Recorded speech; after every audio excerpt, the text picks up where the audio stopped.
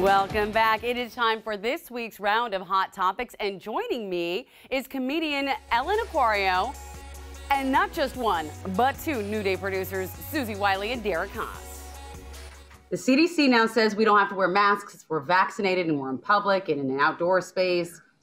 And Suzie's super excited about this. Y'all, I haven't gotten sick with anything in a year. I think I might wear a mask for the rest of my life. No, I'll even have a few colds just to not wear them. I'm going to wear the mask. You know, in Asia, people wear masks if they feel the slightest illness, like just anything. So for me, it's never been like a big transition. So I think I'm just going to be like, yeah, I don't feel well. I'm going to keep the mask on. Definitely. If I didn't feel well, I'd keep it on. Right. Yeah. But if I'm fine, I'm not going to have it on. Unless I'm supposed to, because the store still wants me to. I'm going to be very respectful of that, but I'm not going to have it on just because I'm used to it. Right. I think there are some situations where I might wear it still, like visits to my hometown grocery store, you know, so I don't have to run into anyone. I think my preferred outfit is just the mask, a hat, sunglasses. I want to be fully anonymous so I can go buy whatever embarrassing thing I need to pick up. What are you buying at the hometown grocery store? I don't know, but it's never something that I want to broadcast. I also liked not having to do makeup from here down. Yes. Don't brush your teeth. I mean, kind of did keep that breath in. But not having to shave. Any of y'all. Not having to shave either. I don't hate that. All right. I'm out. I want it off. There's a post on LinkedIn that says, if given the choice between a $30,000 raise or staying at home, which one would you choose? We live in suburbia. Getting to that Seattle traffic takes them an hour going one way. That's a good part of your life. Yeah. $30,000 over your whole career? It's nothing. Well, I think it's $30,000 a year raise. I do it for $30,000 anyway, even if a one-time bonus. I want to be back with people. I do it for free. I knew Suzie was going to go that way. No, it's weird, right? Suzie will pay $30,000 to get back at the office. Oh, to let me come and be around you. Show me the money. I will take $30,000 to never work from home again. Yeah. I mean, it's nice, but I like money too. I think I do. I like money. And I like money so much that $30,000 is basically what a lot of parents in Seattle pay for childcare. If you're a parent, you're like, whatever, I'm not getting that money anyway, so I'll just stay from home. I will find Benji the best doggy daycare I can find for $30,000.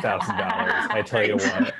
If people will just let me come back to work and have potlucks, I will pay them. You miss office potlucks? Oh my gosh, I'm a double dipper. Suzie lives for an office potluck, lives for them. For a double dip. I have never met a self-proclaimed double dipper. Oh, I didn't know anybody said that out proudly. Yeah, and when I have a party at my house, the idea that I would stop you from double dipping would be like the height of like, oh man. Wash your hands, but come on.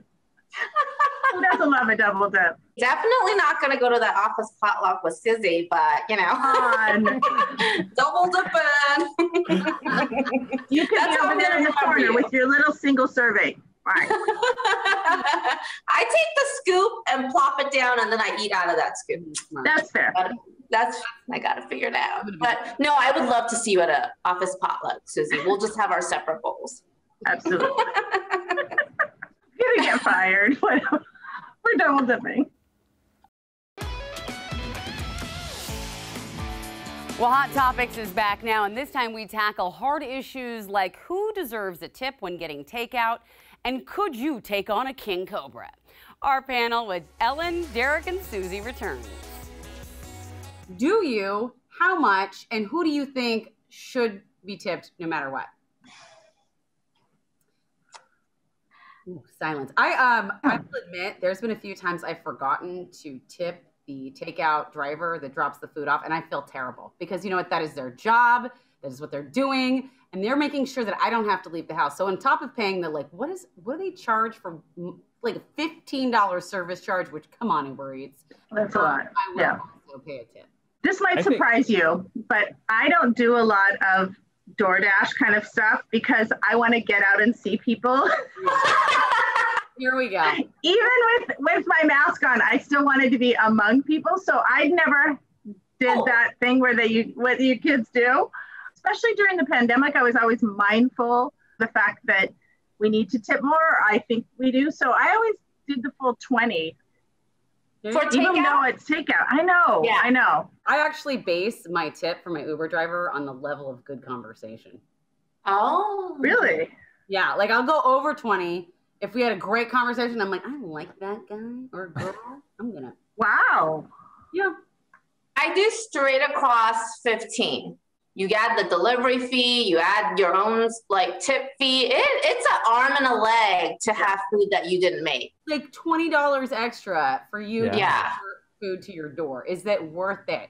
I actually had a friend that in the restaurant business that was like, if you can't tip, then don't even eat out. You know, there are people on a budget. That's tough economy for everyone, right? But yeah, he was like, no, if you can't do the tip, just don't even order out. I'm like, whoa. You definitely got to tip the delivery guy. But where I struggle with is when you're picking it up. What do you do then when you're going in to get the takeout? Do you leave a tip? Because they're just really doing the basic, right? They didn't do over and above. They took your order and they made sure everything was good. So I give, I don't give a lot. Like I'm not giving here's 25%, but I mean, I do jot something down. I have the guilt, the pandemic guilt. I do think the pandemic guilt is real in a lot of different areas, right? I was in the restaurant industry. I was a hostess, and we was a little bit more than that. I had to go run everyone's to-go orders, bring it back, all these things. I never got a tip, not once, from a customer. If you were at CPK in the 90s in Scottsdale, Arizona, I'm talking to you. Oh my gosh, the tiny violins are playing right now for Amity. So sad. You know who I do think should get tips, but don't? I'm sure they make good money, but flight attendants, I feel like, should get tips. Wow. Just with all the stuff that, I don't know if there's a good way to do it, but all the nonsense that I have seen them put up with, like if I've seen any service, worker that deserves more than what they're getting paid, it's probably flight attendants. That's true. Especially now. Yeah. Especially now. All right, next topic. Did you know, my friends, that 1/4 of men think that they could beat a king cobra in a fight? Yes, I knew this. I knew it. I was born with that knowledge. All right. So, conversely, 26% of men do not believe they could beat a house cat. That's my husband. Yeah. I'm somewhere in between those two. I don't know at what point I would ever come across a king cobra, but I would not be trying to fight it. I would be running away. I think you could take the king cobra. Well, thank you for that. Don't try it. I also believe those guys that say they could beat the king cobra probably watch Cobra Kai, the TV show. Right. I mean, I wonder how many of the ones that say they could, I think that it's delusional. Yeah. In that sense. But it does kind of worry me that 26% of men think they couldn't beat a house cat. I mean, that worries me a little bit. Hey, they're sneaky. They could get you. That's true. You don't know. My husband's allergic. So. Well, okay. Yeah, all right. Me too.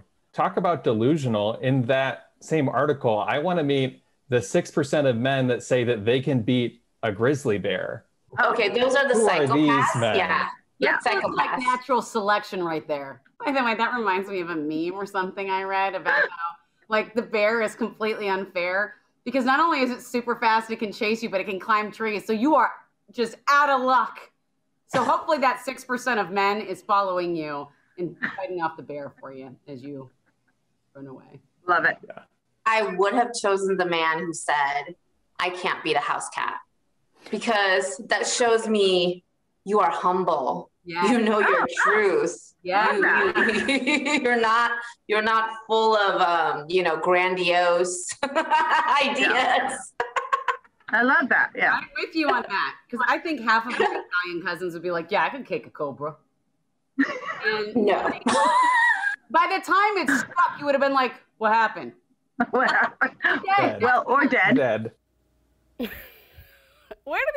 Where do these surveys even come from? Certainly not the Pew Research Group, that is for sure. My favorite thing, by the way, on the internet and the interwebs is when you find life hacks. Let's do something about that later on. We're going to do more about life hacks coming up.